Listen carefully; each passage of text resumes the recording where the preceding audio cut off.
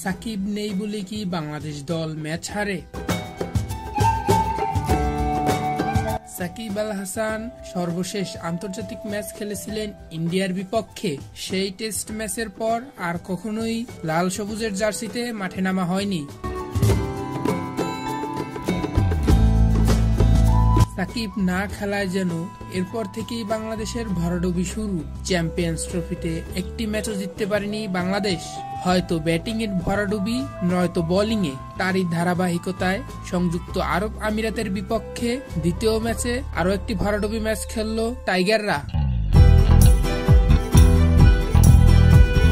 আরব আমিরাতের বিপক্ষে ব্যাটিং এ ভালো করলেও বোলিং এ শূন্য ছাড়া এবং ফিল্ডিং এ দুর্দান্ত বাজে বাংলাদেশ।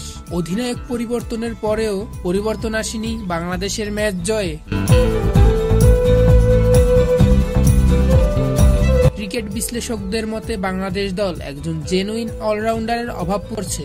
সাকিব থাকলে একজন বোলার ও একজন ব্যাটসম্যান কম নিয়ে টিম কম্বিনেশন সুন্দর মতন সাজানো যেত, কিন্তু সাকিব না থাকায় একজন এক্সট্রা বোলার ও একজন এক্সট্রা ব্যাটসম্যান নিয়ে ভাবতে হয় নির্বাচকদের।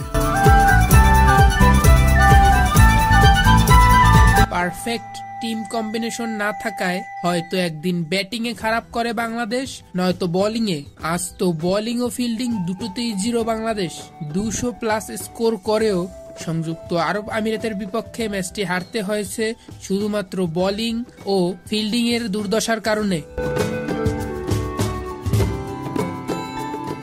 বিশ্লেষকরা আরো বলেন, সাকিব থাকলে টিমের মধ্যে একটি ভারসাম্য থাকে, সবাই আস্থা খুঁজে পায়, যার ফলে বাংলাদেশ ম্যাচ জিততে পারে। এর ফল বাংলাদেশ ক্রিকেট টিম বহুবার ভোগ করেছে, যেমন বাংলাদেশের মাটিতে ইংল্যান্ডকে হোয়াইট ওয়াশ সাকিবের নেতৃত্বেই হয়েছিল।